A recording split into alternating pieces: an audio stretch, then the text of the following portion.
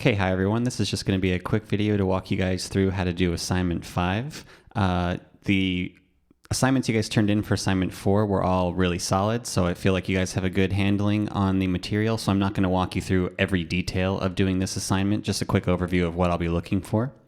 So in general form, it's going to be exactly like the last assignment. So this is going to be due Friday, April 24th.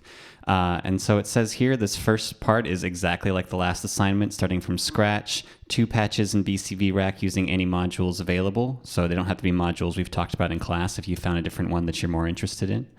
Both patches should be completed in the same VCV file, just in separate parts of the rack. And you can use the mixer to separate and mute things as you're working on one patch or the other. In my patch here today, I'm using the Bog Audio mixer again, except this time I've pulled out the Mix 8, which is the 8-channel mixer, because it's possible some of these patches will be a little larger, might have a few more modules, a few more sound producing sections, and so you might find that the 4-channel mixer is not enough because you might be using 3 channels just in one patch. Maybe not. Maybe in one patch you're still only sending one audio channel. Doesn't matter. It's up to you depending on how you want to put these things together. They're a little more open-ended than the last ones. So then you'll make your 2 patches. Try to keep them separate. These will be bigger patches than in the first one. So as long as it's really clear to me which is which, maybe one is in the above part of the patch, one is in the bottom, or the left and the right, as long as you keep them really distinct. So then, like before, set up your patch, record a short piece of music through VCV Rack for each patch with a good chunk of silence in the middle so it's clear again to me which is the first, which is the second. And so both patches should include audio signal output through the audio module, same as last time, audio recording through a NIST recorder module, and then make sure your patch chords are all labeled as we've been labeling things. And you can use the modular funky plate here to act as a reminder as you need it. So let's look through each of the individual parts. So part A says a total of 7 modules, each with an audible effect. So by that I mean every single module should be performing some function and should be changing the sound in some way. So for instance, if you added a VCA, but that VCA isn't actually attenuating the volume or doing anything, you leave the VCA all the way open, that VCA doesn't really serve any purpose. It's not affecting the sound, so I wouldn't count that one. So a total of 7 modules, each of which is doing something, contributing some audible effect.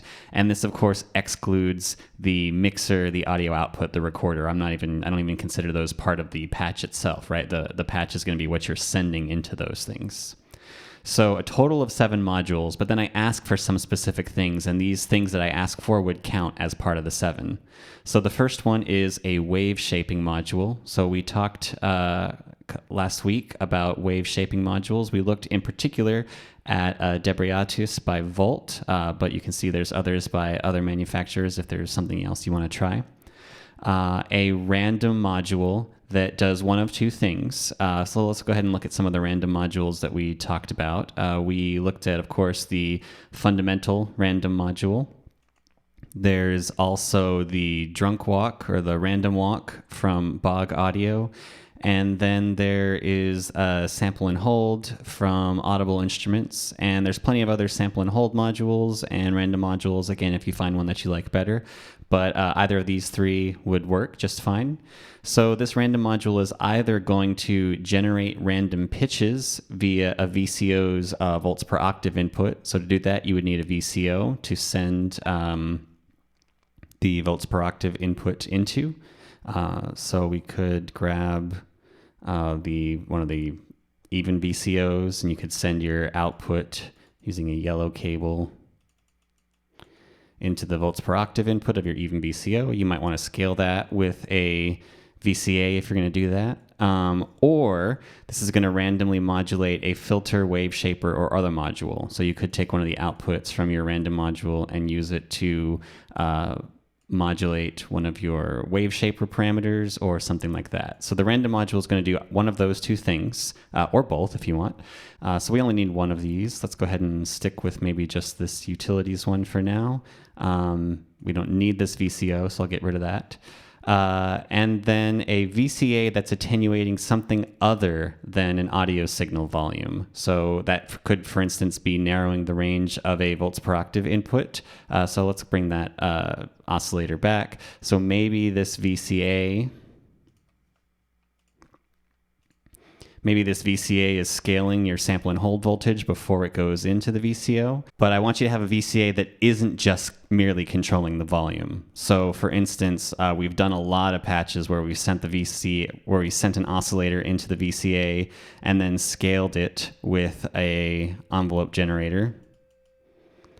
And this is fine if you want to do that in this patch. It's not like disallowed or anything, but you would definitely need to have a second VCA that's not scaling volume, but that's scaling some other kind of voltage. So basically, if you're sending a red cable into the VCA, it's not going to count. We want the VCA to be scaling something that we're going to be using a yellow cable, volts per octave, or a green cable, green patch cord, for modulation. All right, so we want our VCA.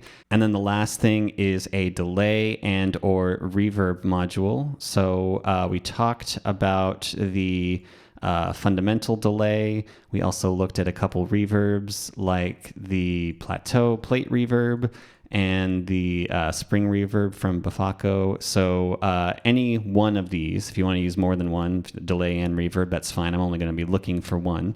So right here, these are four of the specific things that I've asked for: wave shaper, random module, VCA that's scaling something other than volume, and then a delay or reverb module. So these account for 4, and you need a total of 7. And so a lot of the examples I was talking through just now, we needed a VCO, so that might be your 5th one, and then you got to come up with 2 more. So maybe it's a filter, maybe it's an envelope shaper, maybe it's a sequencer, whatever you want to do. So that accounts for part A.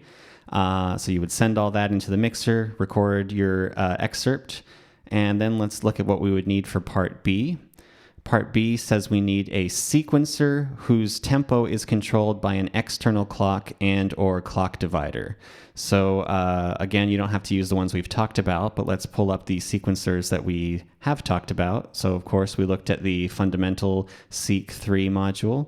We looked at the grids sequencer from JW. We looked at the addressable voltage sequencer from Bog Audio, the ADDR sequencer.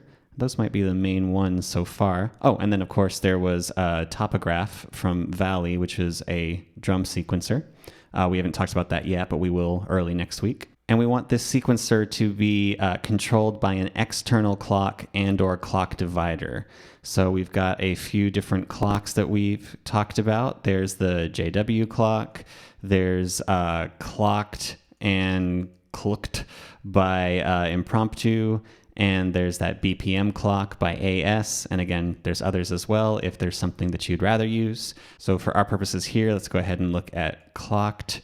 That's probably the most robust one. So we would want to have this clock module controlling the sequencers. So we would send that into the external clock or one of these arrow inputs here, or this clock here, or the clock here in Topograph. So yeah, that would cover those bases. So let's go ahead and maybe get rid of some of those other sequencers. Actually, we'll keep maybe the addressable sequencer, since that one needs a clock.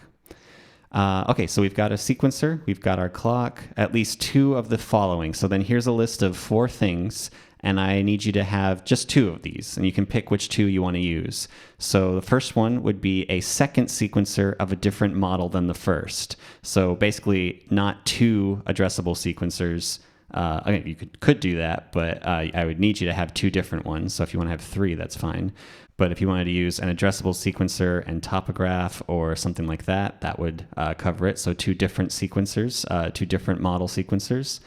A sequential switch. So we talked about the sequential switches like SS2, which you could use to extend a sequence or chain a couple different sequences together. There's also the ML, more robust sequential switch, the 8-to-1 sequential switch. Then we talked about burst generators. So the one that we looked at in particular is the Repelsin burst generator, but there's others. Count Modula has one that's actually a little simpler, more straightforward one than the one that we looked at in class. Doesn't quite have as many tools and functions. A Bernoulli gate, which we can use the one from Audible Instruments. And so these are your 4 options. A second sequencer, so you're creating a parallel sequence. A sequential switch to maybe chain those 2 sequencers together, so maybe not parallel sequences, but you actually have 2 different sequencers that you're chaining together to create a longer sequence using a sequential switch. A burst generator, so maybe you've got 2 sequencers and one of them, instead of being run by a clock, it's being cued occasionally, just using a burst generator to produce a smattering of notes that stops after a while. Or a Bernoulli gate, so maybe you're sending some kind of clock into a Bernoulli gate and then sending its different outputs to 2 different oscillators or something like that. So we'll just throw these over to the left here. And then the last 2 bullets here, the last 2 requirements, 2 different percussive sounds, for instance, maybe a kick and a snare, or a kick and a hi-hat, or a snare and a hi-hat, or maybe 2 sounds that don't necessarily fall into those 2 categories, but are just clearly percussive and clearly different from one another. So 2 different percussive sounds, each created using an ADAR envelope generator. And I say this envelope generator can be part of a drum synth. So as we'll talk about next week, there's lots of different ways to make percussive sounds. So let's say that I make one sound that's kind of snare drumish by using a noise generator and a filter. So maybe I just send the fundamental noise module into my VCF, and then I need to shape that with an ADAR envelope generator. So I could use the Volt, which we're going to talk about this module next week, the Volt Spank module, which is a nice drum envelope. It also says that this can be part of a drum synthesizer. So maybe one of your drum sounds you make with individual modules, like I am doing up here, noise to a filter to a drum envelope. Or maybe you're going to use Trummer, which we're going to talk about next time, which is a drum synthesizer, which has all that stuff cooked into the same module. So it's got oscillator and noise for you to generate the drum sounds. And then you can see the second row here, you've got an AD envelope, just attack and decay, built into that same module. So then, of course, you would want to find ways to trigger these different envelopes. And maybe that happens as part of your sequence. So maybe you're using Topograph and sending different triggers to each part of the different drum envelopes, or maybe you're using just clocks from your clock divider, but regardless, you'll have those drum envelopes that are triggered and they're part of your overall patch here. And then you would send all that into your mixer and record that as well. And then submission is going to be just like on the last assignment. You're going to submit your one VCV file with both patches clearly separated, and then one sound file, either a WAV or MP3 or whatever, containing an excerpt for each patch separated by silence, with patch A first and patch B second. And if you do that, you check all these boxes, you'll get full credit on the assignment. So if you have questions, I'll post a discussion board forum on Blackboard. So if you have questions about the assignment, go ahead and ask them there, and you can check and see if anybody's already asked the same question you have. Otherwise, I will look forward to seeing your guys' assignments, and yeah, have a good weekend.